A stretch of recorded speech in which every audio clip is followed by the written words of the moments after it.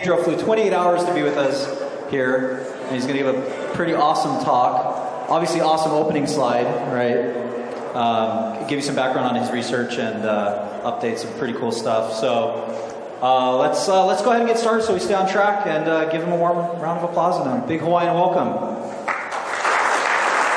Thank you. So welcome to this lovely titled presentation, Fuck You Hacking Team. The reason is because I don't like these guys, and I will try to present you reversing of their malware, the Mac version. They've been on the news on the past 2 days, if you follow this stuff, because Citizen Lab released the report with some internal documents and reversing of Android and iOS samples. So these guys are quite famous, and I don't like them. Who am I? First rule, don't follow me on Twitter if you want to have a happy life. I'm a troublemaker. I'm always trolling people and just making fun of stuff because I like it and just like to experiment with the human brain.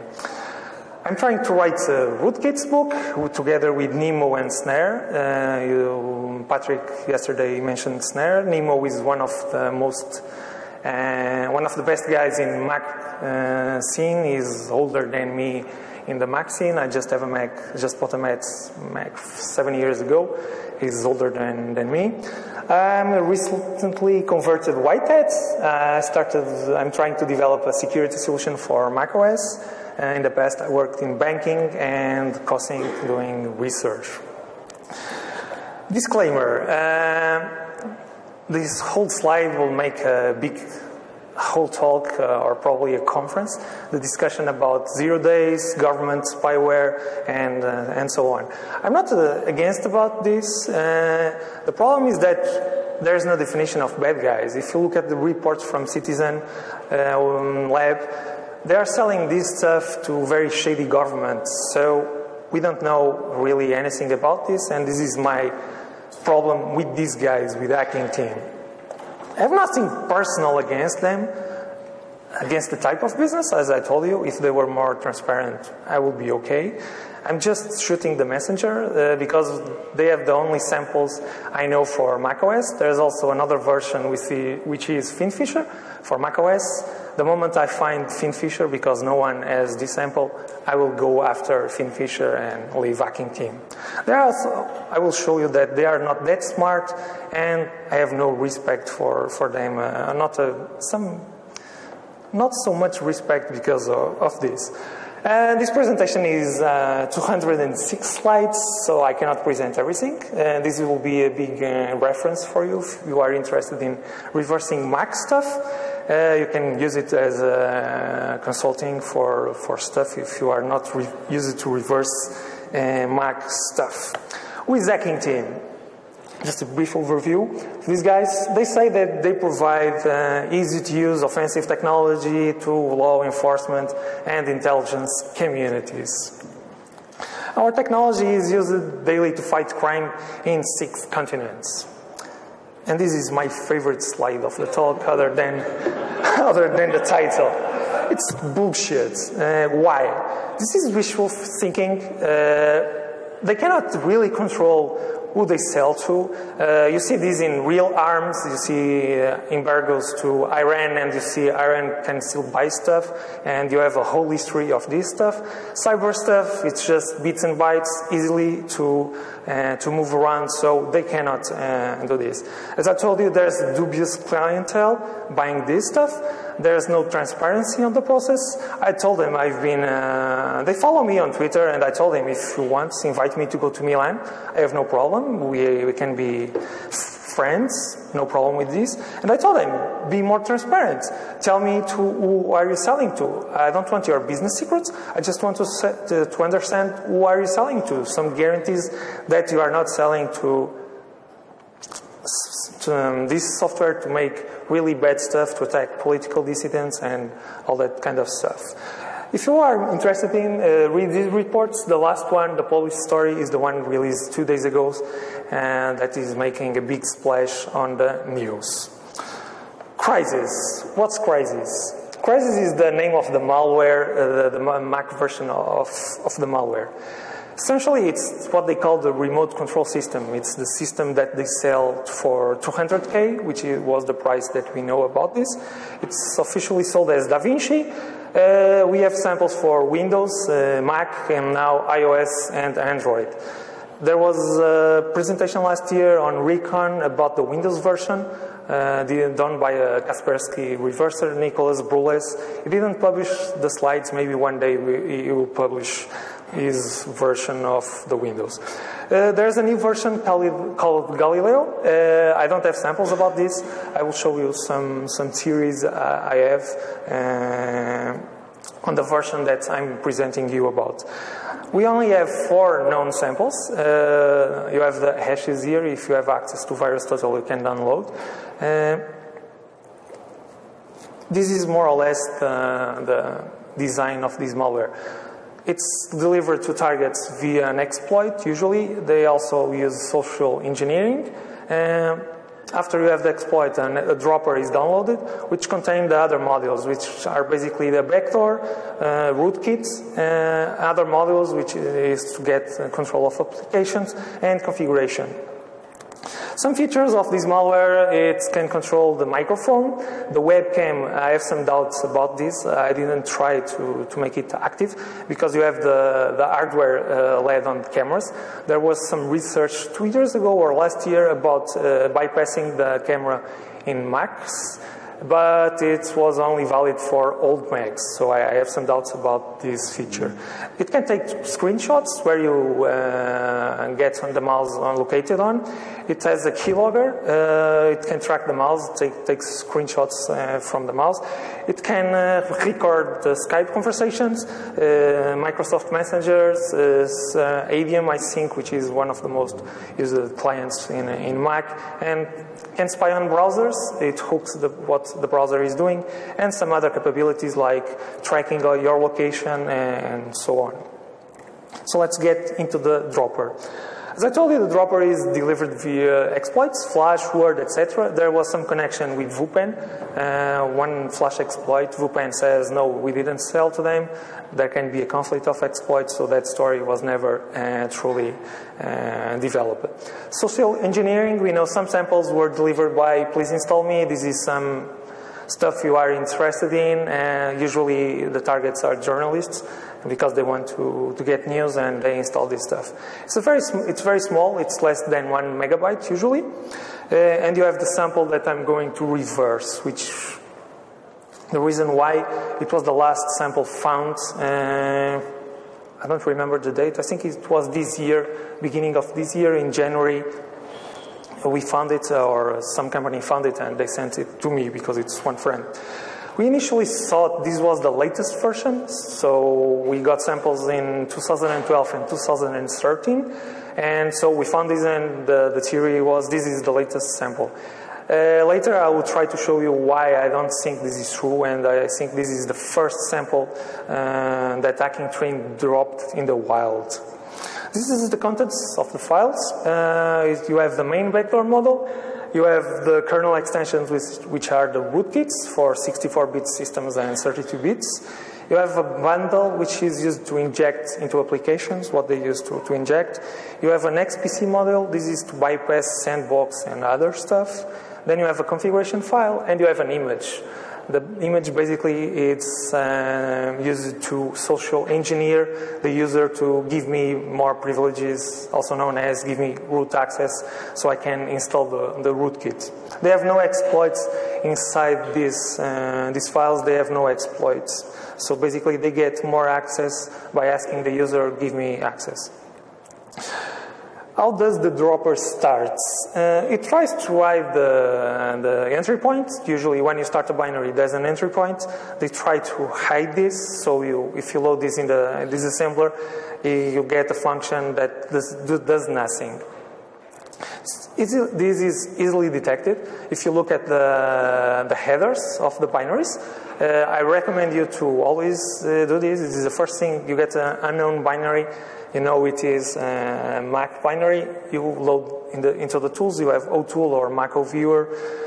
You load this and you start poking around the headers to try to understand what the binary is doing. You can spot many tricks just with this tag.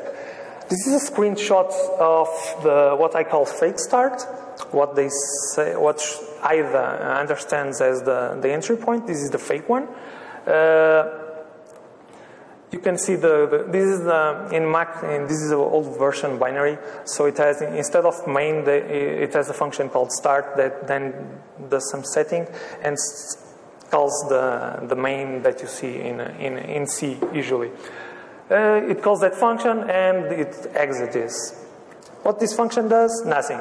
It basically moves two values into local variables, the 5 and the 8, returns 0, and that's it. If you are an analyst or if you are the first time that you are reversing Mac stuff, you load this into IDA and you see this is not doing anything.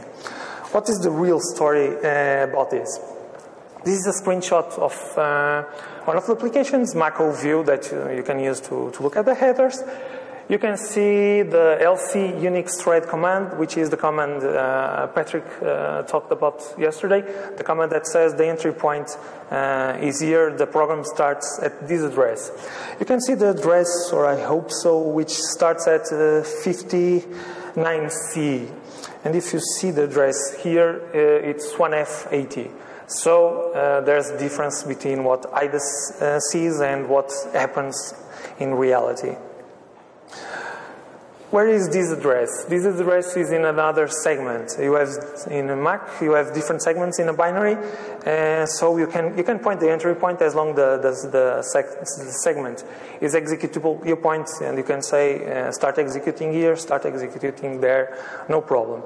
So basically, the binary has this different segment in its stub. This is not a common segment in binaries. This is a custom segment, and they have this segment on the binary, and you can see the VM address. It starts at 5,000 and it has a big size. This size basically contains the whole malware, the whole payload, and then starts executing there.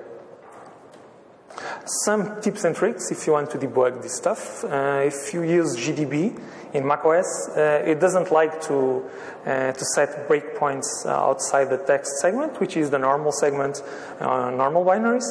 One trick, you just edit the binary, you put an interrupt tree on the first byte, and then you can emulate the instruction. This is one candidate, a good candidate, move EBP ESP, which is setting the initial function stack and all that stuff. And it's very easy to emulate. You get a breakpoint on GDB and you move the register, and that's it. No checksums exist, so you are free to patch the binary. So what is the dropper doing? It doesn't have any imports. So if you look at the list of imports as you do in Windows, you see nothing. You only see the exit call. So another trick to say, oh, this binary does nothing. It uses the interrupt 80, which is a common way to do syscalls in Unix. You can do the same in Mac. It has these functions: exit, open, fstart, and map. This is basically used to map libraries and do some stuff.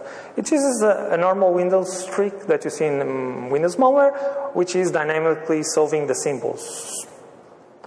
Nothing really new.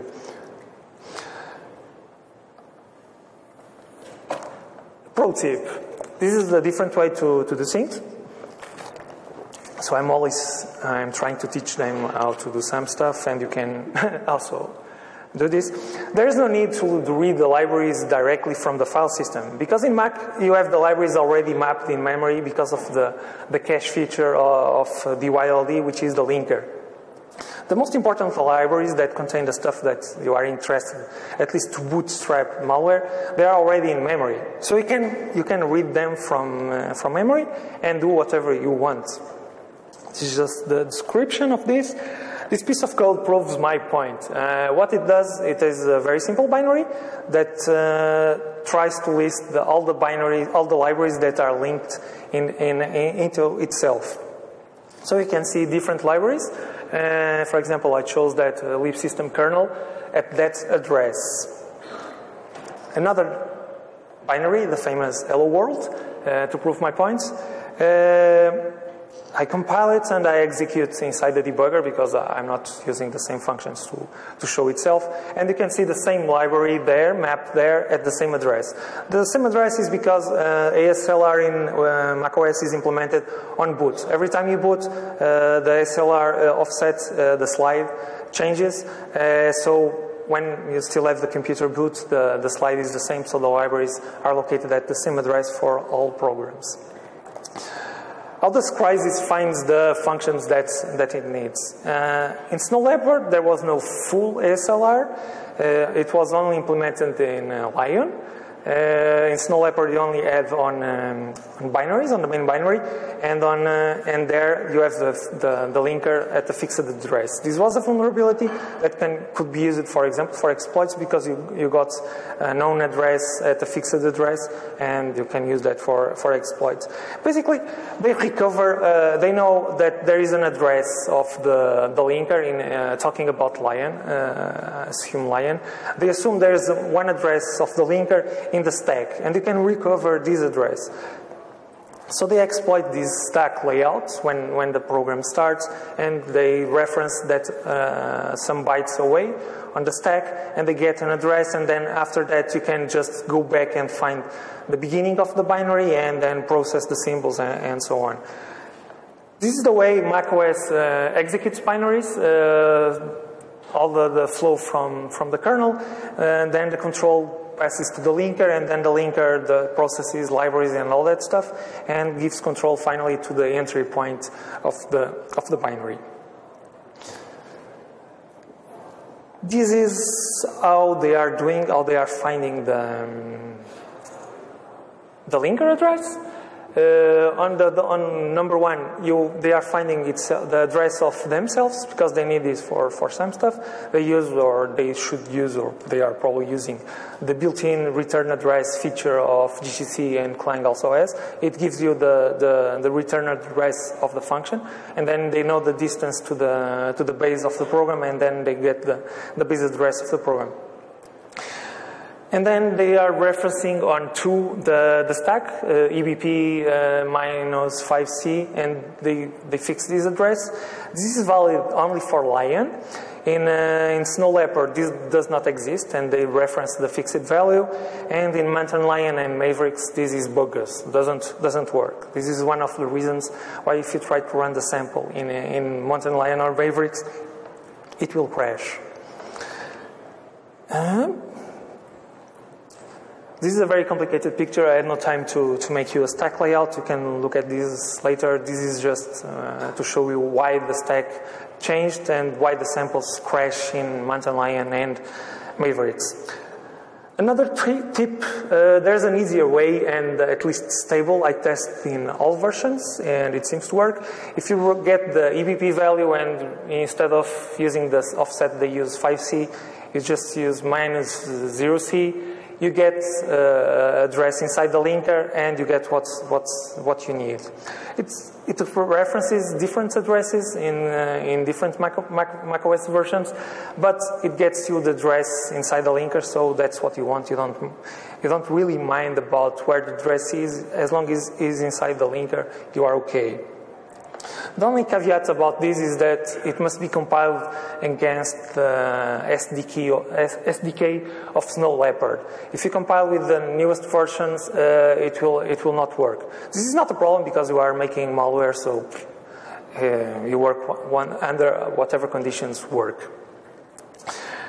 This is a sample code.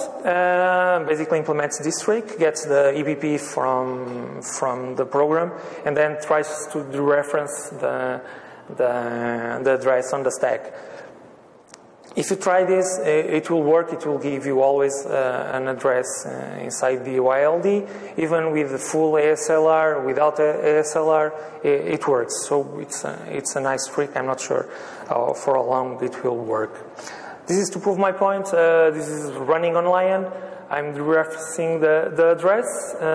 You can see the GDB is telling you it's inside the linker, USR lib the YLD, so it works. In Mavericks, it's the same. You can spot the function name. Here it's DYLD bootstrap, a long name because it's C++, and in Mavericks it gives you in DYLD start. Different memory areas, but still inside the linker, so it works. After all this, basically Crysis maps the libraries. It finds the libraries that it's interested in and starts searching the symbols that it wants to use. It uses this hash function, SDBM, to obfuscate so they don't have the symbol names. It's not direct. This is very easy to brute force. You just get this hash, you create a small script, and you go through the symbols of all libraries and generate the hash, and then you can compare and know what matches what they are looking for. So the function to solve the symbols locates the symbols it's interested in, gets the value. There are two separate functions for Snow Leopard and Lion. I have no idea why they are doing this. I just know that the Lion version has an hard-coded value. I cannot think why they are doing this way, because a single version can be compatible with all this. This is just a screenshot from, this is not their code, this is my code. It shows you how to implement this trick. You get the header, you need the link edit segment, you need that information, then you need the symtab command, you get the symbol where the symbols are located, and then you use this code to get the symbols, find the symbols you want. You have some piece of around 3 of bogus code, which basically matches the hash or string, whatever you want, with what you are looking for, and retrieves the value where the symbol is located.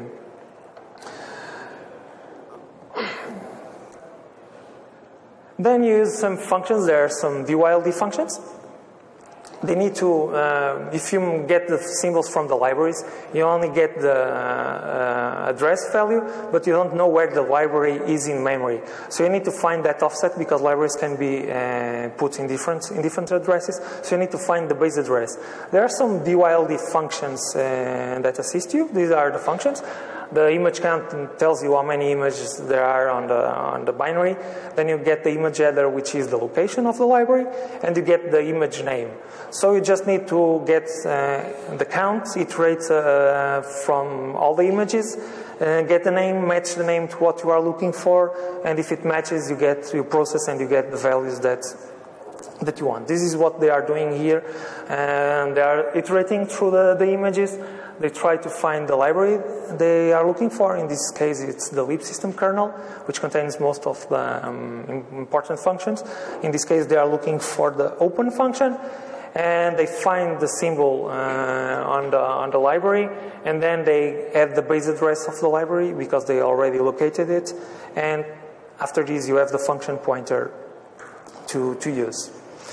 After resolving all the symbols, they can do stuff with the file system and other stuff. They do drop the payloads. And this is the part that I talked in Syscan this year. And they write always to the same folder, which is the current username, library, preferences, and then a random name. This can be easily detected.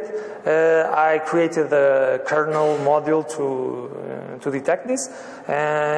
You can go to, I think, Syscan didn't publish my slides, but you have the slides on my blog, and you can check this, and you have on GitHub the code for this. So this is very easy to detect. I was making fun of them because if you are selling a malware for 200K, you can do better than this. In this sample, they are installing on that folder name. I already shown this. So, after writing all the payloads, you have your system set up in the file system. They just fork and launch the backdoor module, which is the core of the system. And then they return the control to the fake address. This is how, if you execute, you don't see anything because they call back that function, the fake address and the fake start, and you don't see anything. This is the sample code. You can see the exec. I don't have the fork here, but they fork before and they exec, and that name is that binary 80th. It's the main backdoor module, and then they return control to the fake address. So let's continue with the backdoor module. As I told you, this is the core of Crisis. It is responsible for injection into the target applications. Injection is how they spy on Skype, for example. They put code on Skype, inject code there, and then they can hook functions and retrieve the calls. It is the binary that communicates with the command and control. So this is the one that you want to reverse for looking what's happening. It does all the logging files. It receives via shared memory from all the other components, receives the data and then writes to logs.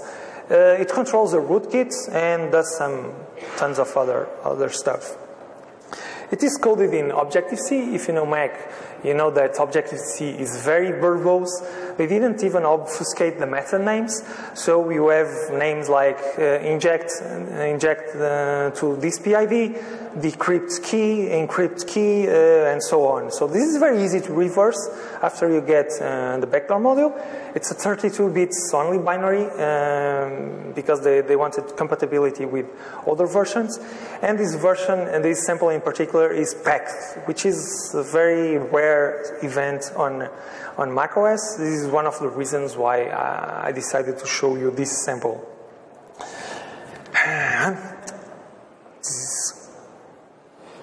Empress. Let me just quickly go through Empress. This is a packer. It's very easy to unpack. It's not a real obstacle to reversing. I'm releasing a generic dumper, so if you don't want to get into it, you just have a very simple utility. You give the source, you give the target, click dump, and you get the unpacked file.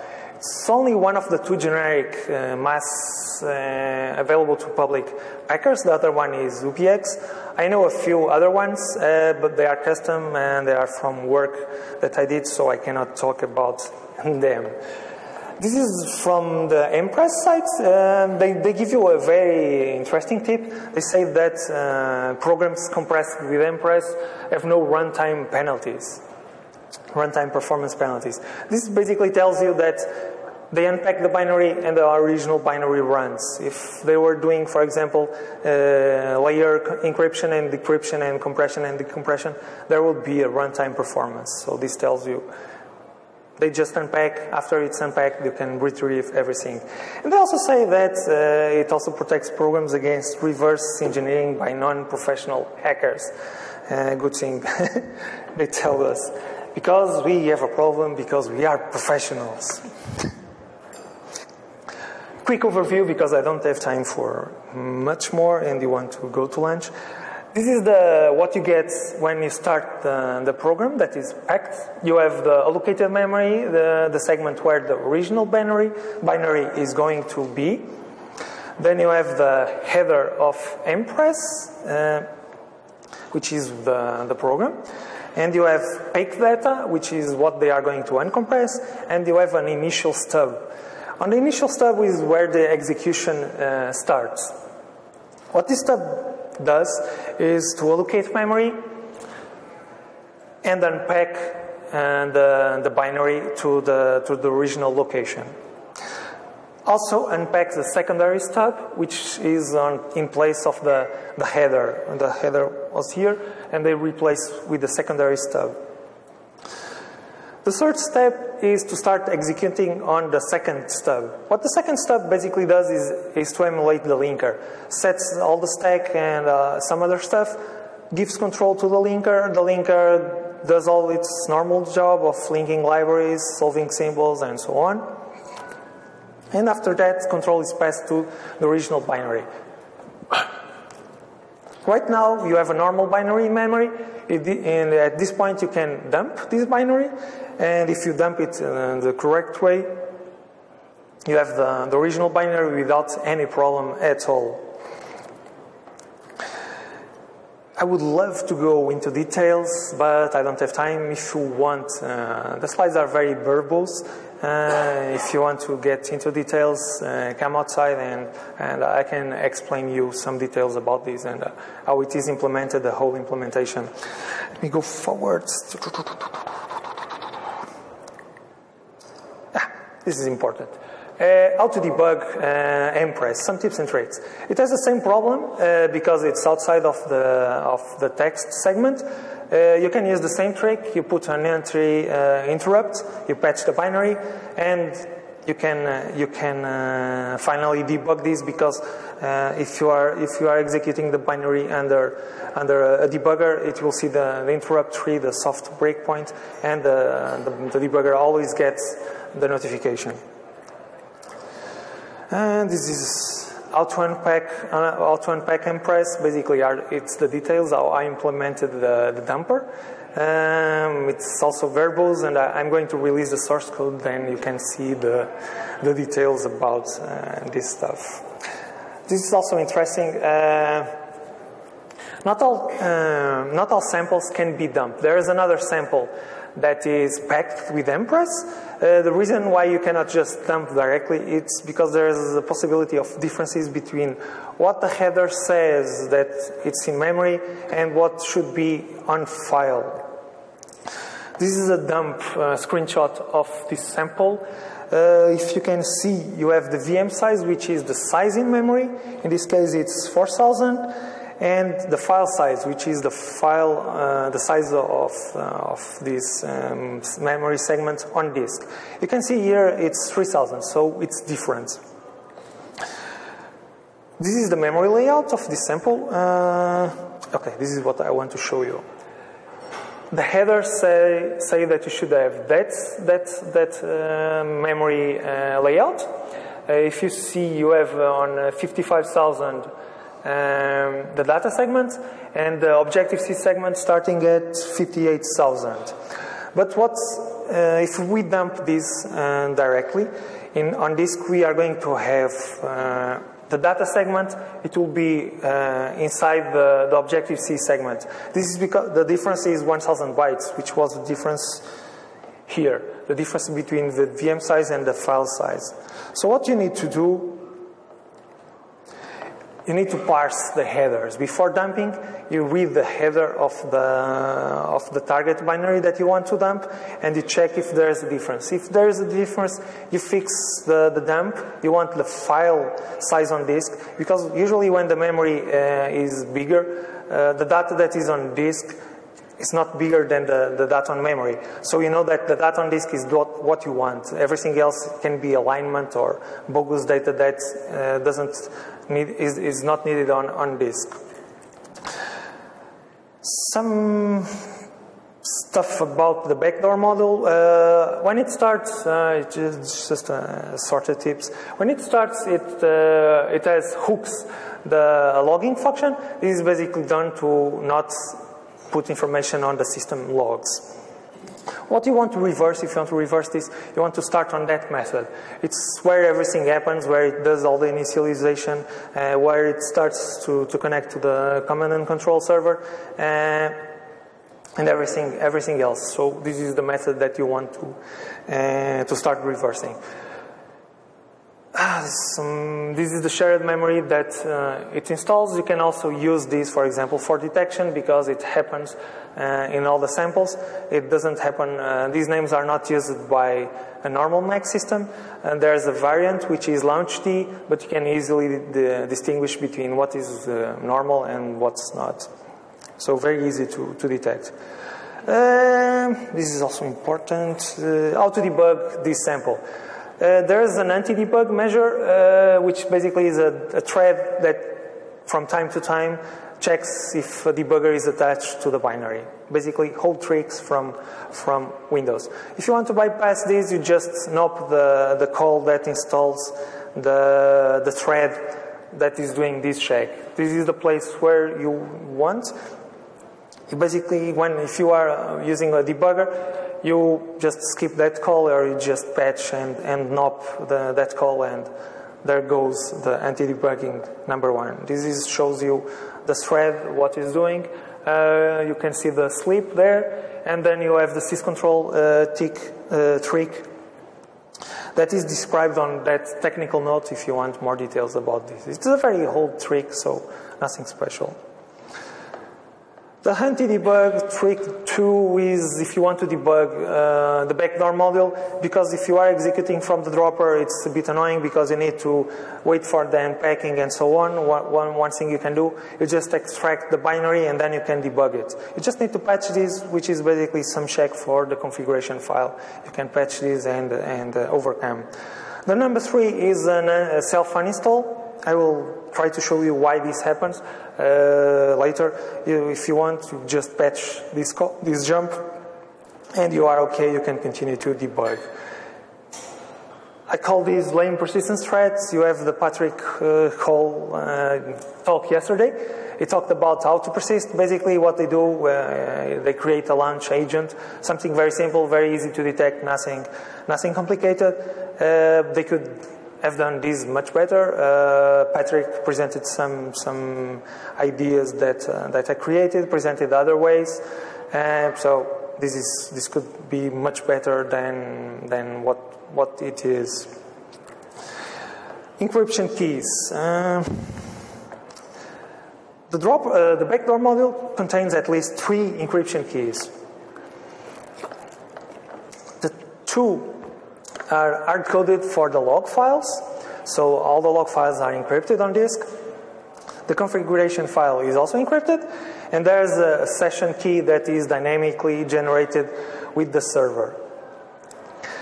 This means that if you have if you have a traffic dump, a network dump, you need also the binary to try to reverse the session key so you can decrypt what is happening. The traffic is over HTTP, probably to not trigger any warnings from IDS and all that stuff. This is the location of the keys. The last key, the session key, is not there. It's 0 because it's generated. There's another key which is used to establish the session key. So they have an hard-coded key, they call the server, they generate the key, and then they establish the session key. Some other details, the login configuration files are encrypted with AES-128 CBC with a null IV. So it's basically very easy to decrypt using OpenSSL. You get the key from the binary and you can decrypt the files. If you try this on this sample, you get this problem. The decryption doesn't work. You get bogus bytes and you get OpenSSL complaining that it cannot decrypt. Why? Because they introduced 8 null bytes at the beginning of the configuration file. There's no reason for these bytes. They are not used for anything. They are basically there for tripping OpenSSL, and you cannot decrypt it directly. You can safely remove. One trick is basically you grab the binary, the configuration file, you remove those bytes and run OpenSSL again. OpenSSL still complains. I don't know why. I didn't bother to reverse OpenSSL, but it decrypts the configuration file without any problems. Or you can create a small utility using the Apple function, ccc crypt, and implement yourself the decryption, nothing very complicated. This shows you the configuration file decrypted and the OpenSSL complaining that still cannot decrypt, but it decrypts. Other way to trace all the operations, as I told you, the methods are very verbose, so they have 2 methods: encrypted with key, decrypt with key. You put breakpoints on these functions and you can get the contents of what is being decrypted and decrypted. You can use, for example, dtrace is very powerful for this. You dtrace this method and you can put it dumping the parameters, and you don't even need the debugger, and you can, for example, log this to a file and get all the encrypted information. Or you can just breakpoint on that function. This is a trick also you use on Windows malware. You breakpoint on the function or the system function that decrypts and you get the contents. This is the full file, a full decrypted file. This is the format, the binary format. In this sample, they use a binary format. In the other samples, they have a JSON format. This seems to be the newest format. This is one of the tips why I think the other sample, this sample is older. Because if you look at the article from Citizen Lab, they also have this configuration file, the same structure, the same JSON. If you want to start reversing, breakpoint on that method, and you can easily understand what it is doing when loading the configuration file. This is a dump of the structure of the classes names and all that stuff. I don't have time to explain this to you. I can tell you that the configuration file is divided into different sections: events, agents, log group, and bypass. The agent is what the section that gives you the modules that are active. From what we got from their internal documentation, they sell different modules. So you have to buy a license if you want to use Skype and webcam and all that stuff. And this is activated here. This is a reversing of the configuration file of the binary. I don't think I made a tool for this. I will probably do a tool and just publish it, and you can extract the information from the configuration file. One interesting thing about this sample is that it only has one agent active. All the other samples have different agents active. For example, webcam, the logging of Skype, all that stuff, they have active. This one only has one agent active, and this agent just collects information about the computer. This is for me, this is another tip, or they were just trying to check the target, to understand what the target was. Or this is basically a decoy sample that they release for researchers to fool them and say, okay, have fun with this is a bone, have fun with it. The answer why the sample uninstalls itself, it's because this sample has an expiration date. It ends on April 30, 2012. This is another tip why this sample is very old. If you have your computer, if you install this on your computer with the current date, the sample will uninstall itself. So the trick is basically you install with the date before this, or you just patch that function and you can continue to reverse.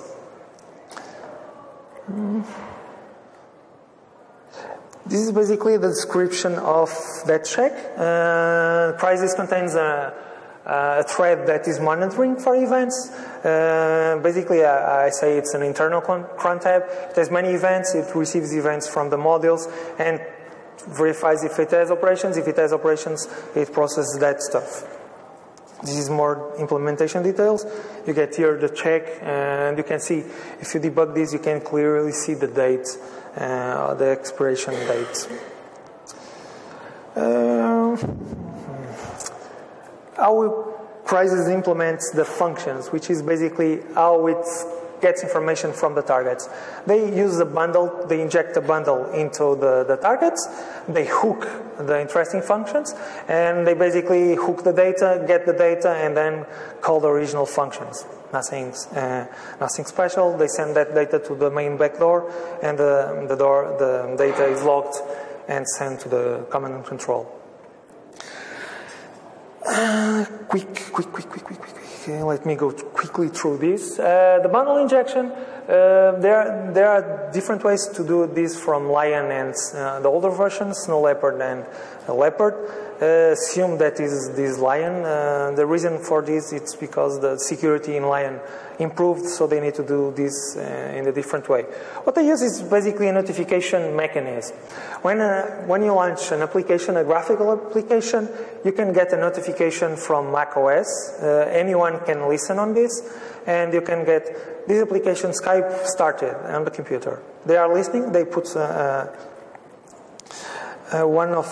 one observer. These are the observers. They are called observers that they install. They have two. They are interested in when the application is started and when the application terminates. Basically, you say, I want to, every application that starts, tell me about it. And when you get that notification, you can call a selector, which is basically a method. In this case, when the application starts, they get an injection. They want to inject into the application. And when the application ends, they want to clear the stuff and stop logging and all that stuff. For example, they also installed another address book notification. I didn't fully reverse this. I believe it's basically when you have a new number or you take a number from the address book, you get a notification and they are monitoring that stuff. They are interested in your connections if you use that feature. These are details about the bundle injection. You can skip this. Basically, this is the code for these two utils. My theory is that they got this code either from easy symbol or from symbol, and they just copy this code and they insert it in their code, because this is the very known implementations. They are very stable, they work, so they didn't develop this, they got this code. This is some problem. I don't have time to explain to this, but the slides are variables. If you have any doubts, just ask me. This is a hooking of Messenger.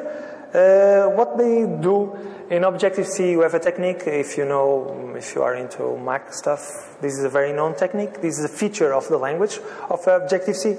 Basically, you can exchange pointers and tell this method now is replaced by this method, and the original method can still be called. This is hooking in theory.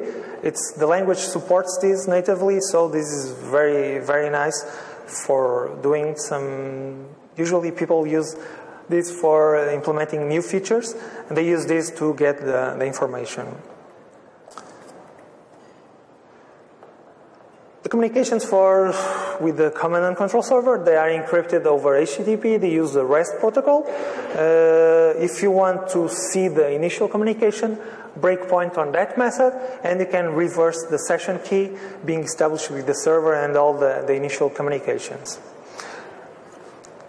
If you want more details about this, check. There's a science paper released a few weeks ago.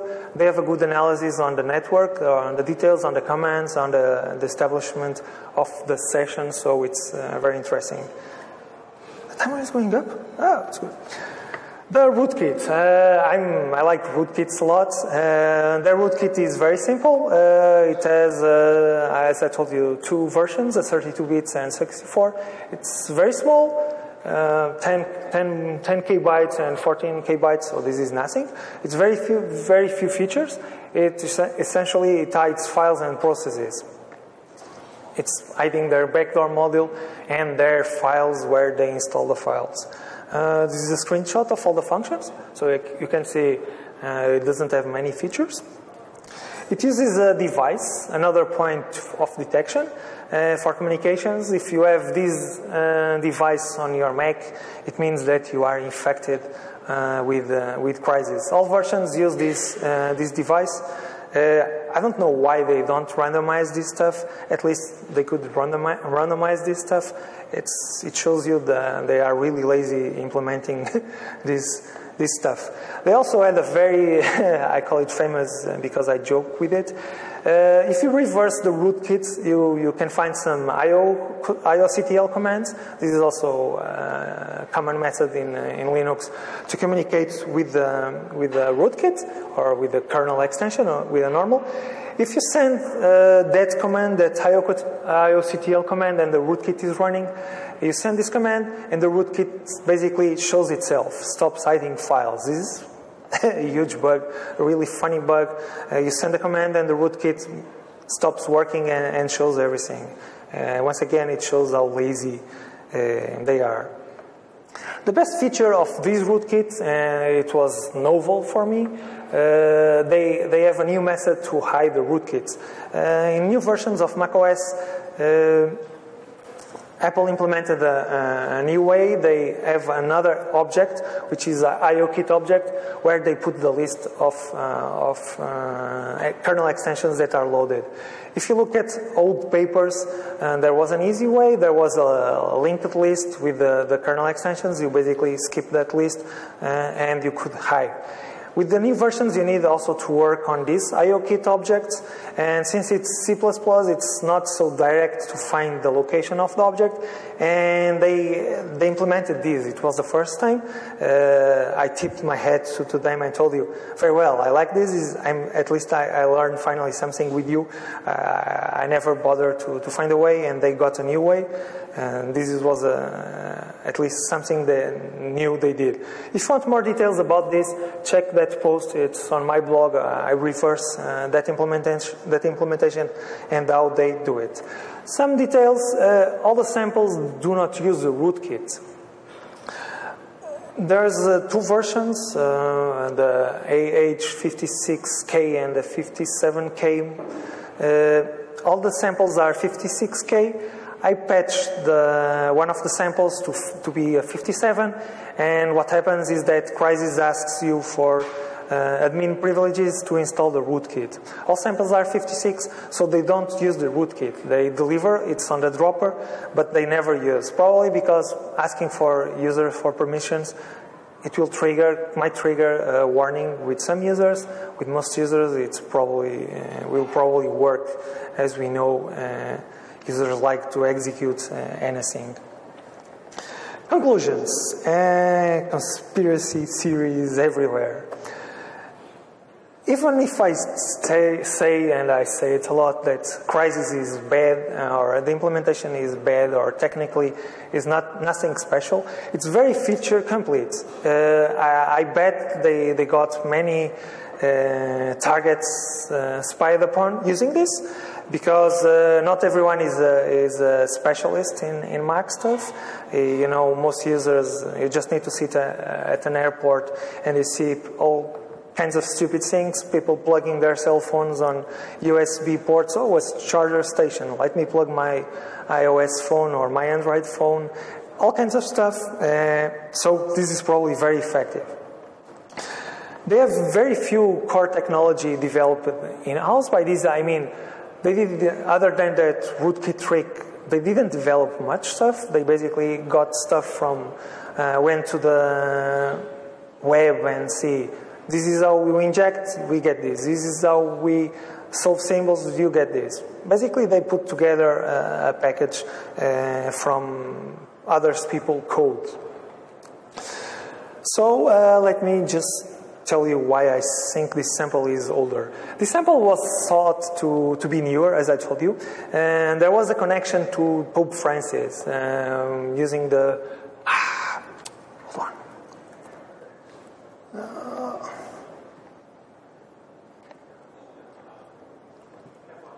Yes.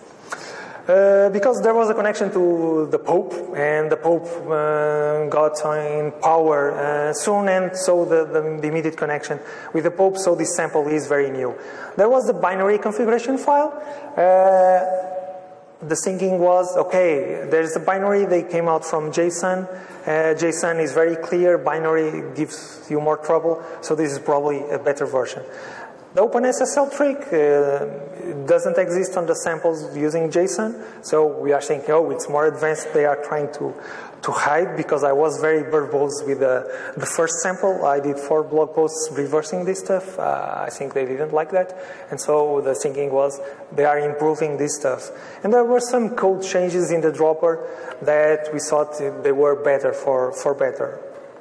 So did I mess up with my analysis? Probably. When I found this when I was finishing reversing for this presentation, and I started seeing this stuff.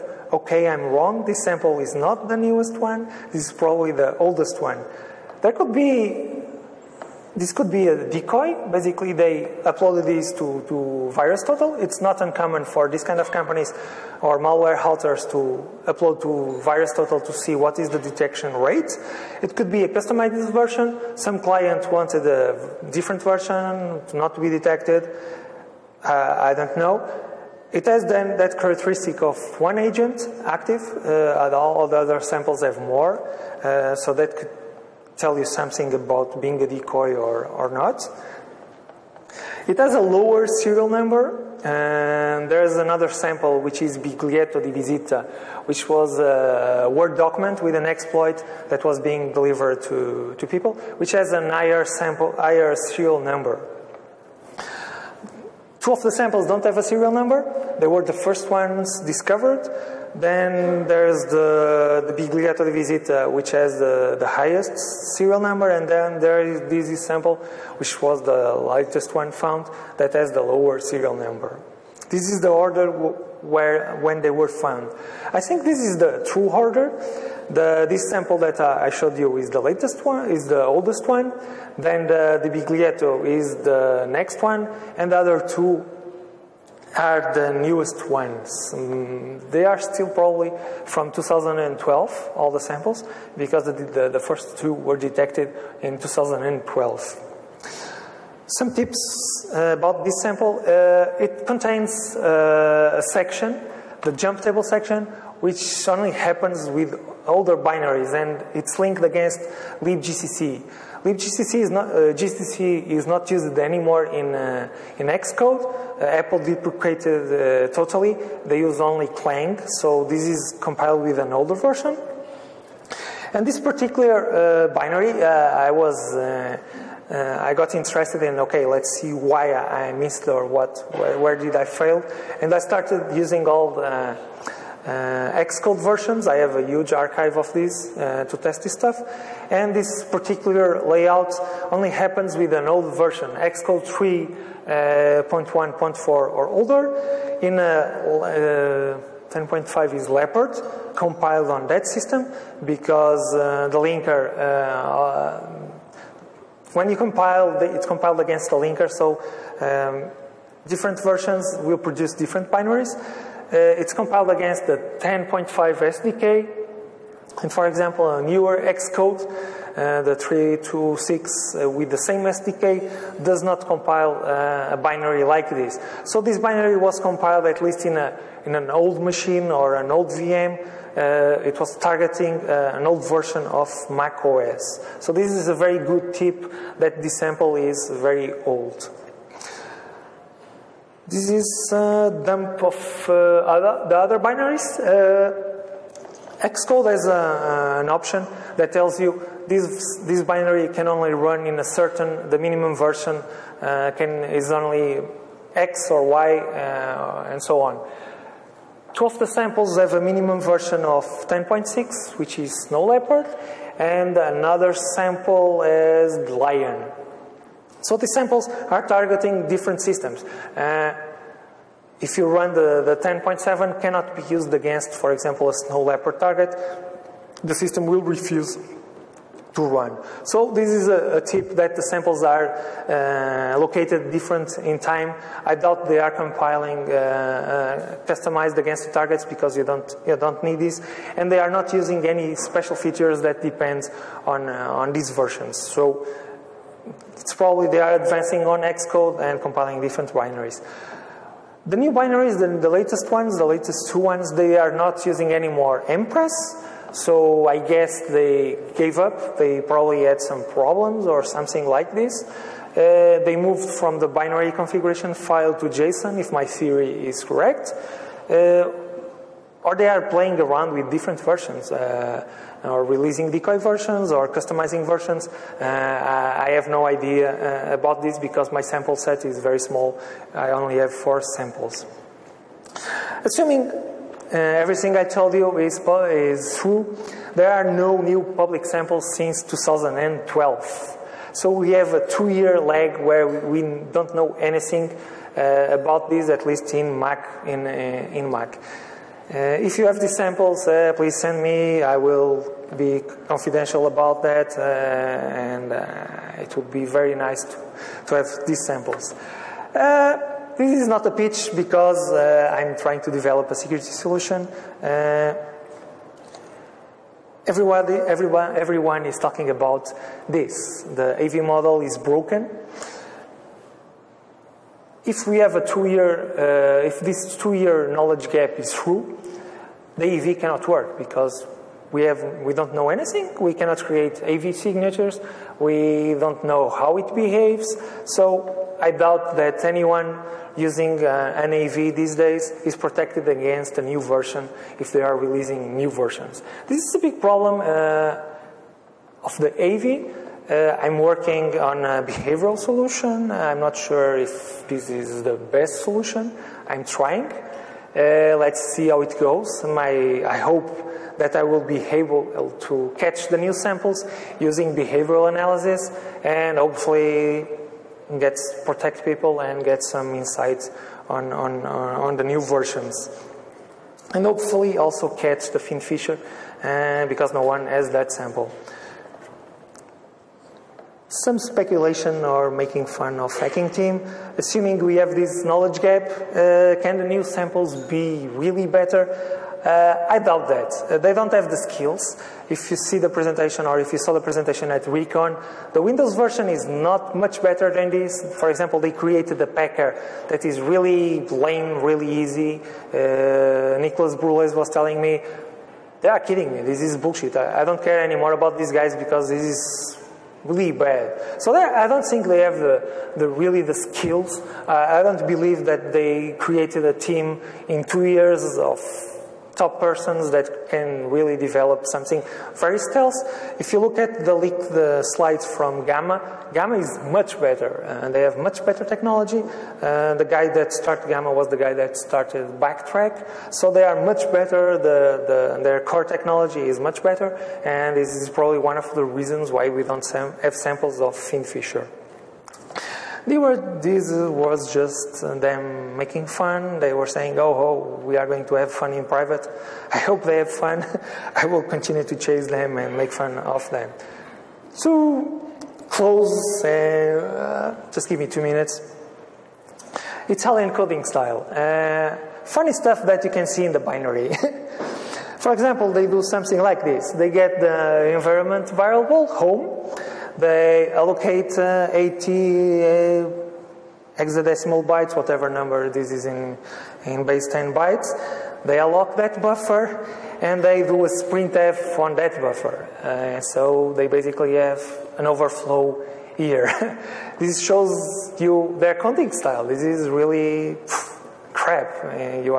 This is like a very old school vulnerability.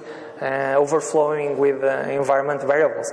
You have this on the original LF1 paper, one way to overflow and buffers. Another funny stuff, for example, they get the image name. When they are looking for the images, they can get the image name on a buffer. And instead of using that image name, that buffer, they encode the name again inside the binary. This is really stupid stuff. This is not very important, but it shows you their style. This shows you that they don't have, how do you say, they don't care about the details. At least for me, this tells me they really just want something that works and get all the money, and that's it. And this is why